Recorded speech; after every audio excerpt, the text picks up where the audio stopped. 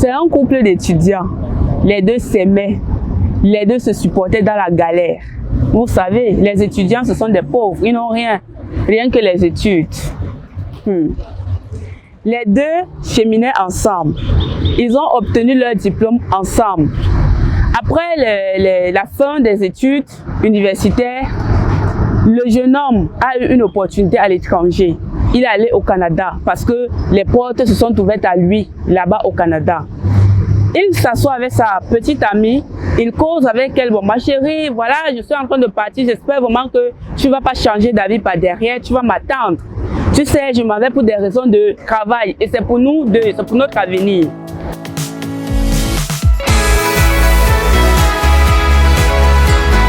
La fille dit non, ça va, il n'y a pas de problème, je vais vraiment supporter, je vais t'attendre. Le gars est parti. Tout s'est bien passé, il est bien arrivé, bien installé, 1 an, 2 ans. La fille était là et la fille n'avait pas de boulot. La fille cherchait. Entre-temps, le monsieur parti au Canada se souvient qu'il a une amie, je veux dire un ami, une très grande relation, qui avait une entreprise. Et il propose à son ami, en fait, il lui demande que, s'il te plaît mon ami, j'ai ma petite amie là-bas au pays et elle n'a pas le travail depuis qu'on a fini les études. S'il te plaît, si tu as une piste quelque part aussi dans tes relations là, tu peux me trouver quelque chose pour elle. Le gars dit, ah non, sans problème, tu es mon frère, on se connaît depuis et tout, vraiment, je vais t'aider. Le monsieur au pays a trouvé quelque chose dans son entreprise à lui. Il fait part à son ami qui est au Canada que, gars, j'ai besoin d'une secrétaire ici dans mon entreprise. Le gars est content, voilà, sa copine travaille, lui aussi de son côté, il se bat à son niveau. Bon, l'évolution du couple, c'est pour l'évolution du couple.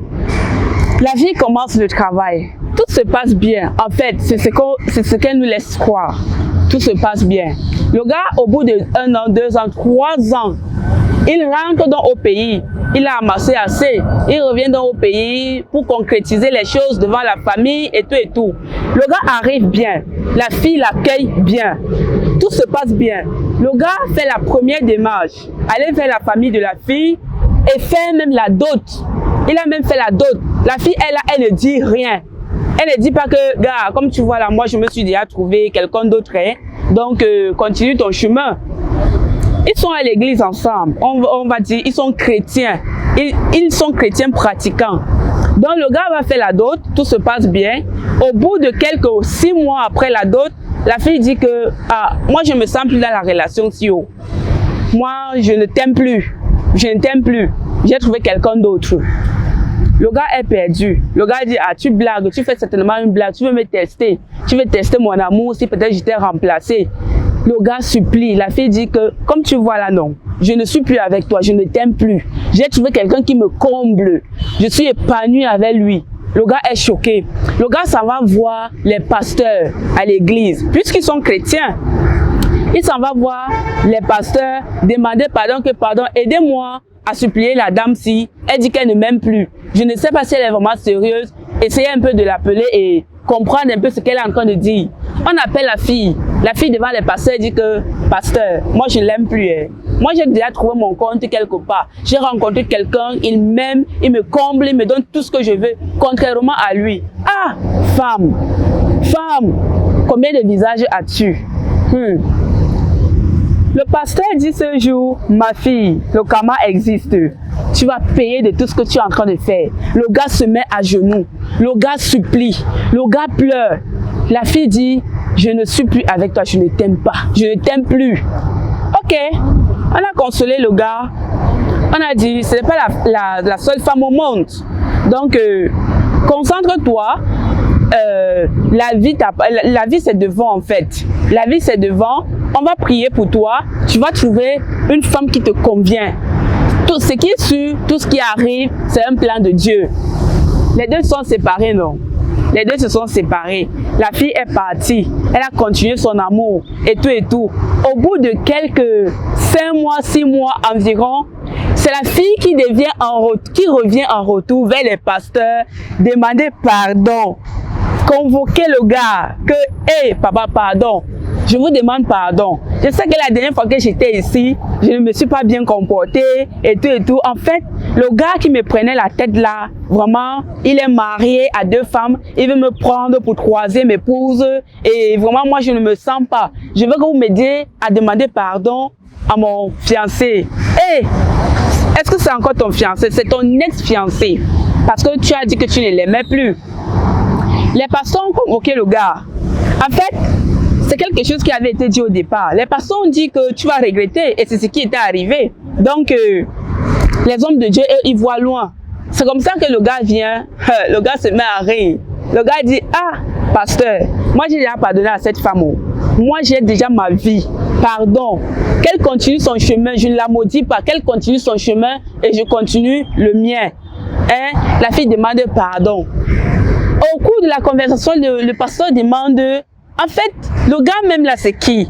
La fille avoue que, en fait, c'est le meilleur ami, celui qui m'a trouvé le travail. Celui qui a aidé mon ex-fiancé à me trouver le travail. Donc, c'est le meilleur ami du gars, resté au pays, qui est resté faire le tapé d'eau, comme on dit communément chez nous en Afrique. Il a fait le tapé d'eau à son meilleur ami. Et, pourtant, il était déjà marié à 2 femmes. Vraiment, c'est une histoire très douloureuse. Ce sont des choses qu'on vit tous les jours. Ce sont vraiment des choses qu'on vit tous les jours. Lorsqu'on blâme des hommes qui voyagent et oublient leurs copines laissées au pays, entre-temps, il y a quand même des hommes qui supportent. Il y a des hommes qui tiennent à leurs promesses. Qu'est-ce qui se passe alors pour ceux-là? Pour ceux-là qui tiennent, qui supportent 3 ans avec toutes les beautés là-bas à l'étranger. Ils supportent des années, reviennent pour concrétiser des choses et se retrouvent déçus, se retrouvent face à des situations pareilles. Comment est-ce qu'on peut les qualifier? Je vais interpeller ici les filles. Vraiment les filles, soyez posées. Lorsque vous rencontrez un homme qui vous aime, surtout sur les bancs, c'est vrai qu'il y a les gens changent tous les jours. Tu rencontres un homme, tu as déjà vu de toutes les couleurs. C'est vrai, on a aussi tendance à dire que quand il n'y a pas l'argent, l'homme est là, il t'aime. Mais dès qu'il a l'argent, il change de visage. Mais au moins, le gars a voyagé. Il est parti. Il est resté avec toi 1 an, 2 ans, 3 ans. Il ne t'a pas laissé. Il ne t'a pas appelé pour te dire que ne m'attends plus. Il revient même jusque-là. Même si tu avais déjà cette relation-là, fallait stopper cette relation. Là, on devait dire, ah, tu t'étais trompé. Peut-être tu devais voir ton gars que, gars, comme tu es parti là, j'ai été faible, j'ai eu à faire ci, ça. C'est qu'il devait te pardonner. Mais du moment où tu dis que tu ne l'aimes plus, tu ne veux plus parce que là-bas, on te trompe avec les petites miettes. Ah, là, ça ne donne pas. Vraiment, toutes ces filles, toutes ces femmes qui se trouvent dans cette situation-là, vraiment arrêtez. Soyez positifs, essayez un peu de voir le vrai côté des choses. Arrêtez de tromper les gars, arrêtez de vous tromper vous-même. La fille revient vers le gars, ce n'est pas parce qu'elle l'aime, c'est pas parce qu'elle l'aime, c'est parce qu'elle a vu que là-bas, ça n'a pas donné. Parce que si ça avait donné, elle n'allait pas revenir vers son ex-copain. Elle n'allait jamais revenir vers cet homme. C'est parce que ça n'a pas donné. Elle veut maintenant combler le vide. Qu'est-ce qui prouve que si ce gars accepte, il ne va pas, elle ne va pas, qu'est-ce qui prouve que si ce gars accepte, la fille ne va pas trouver une autre solution ou alors elle ne va pas trouver un autre coup à poser au gars. Vraiment, soyons conscients. Comme je dis toujours, abonnez-vous à la page Capos TV parce qu'avec Capos TV, on est édifié. Avec Capos TV, on apprend des histoires de la vie, de ce qui se passe dans la vie. Avec Capos TV, on est édifié. Vraiment, faites large diffusion de cette histoire, afin d'éviter des dégâts pareils dans l'avenir. Je suis la lionne ambitieuse. Je vous invite encore à liker, partager, surtout de vous abonner si vous n'êtes pas encore abonné. Et faites preuve de sagesse. À la prochaine.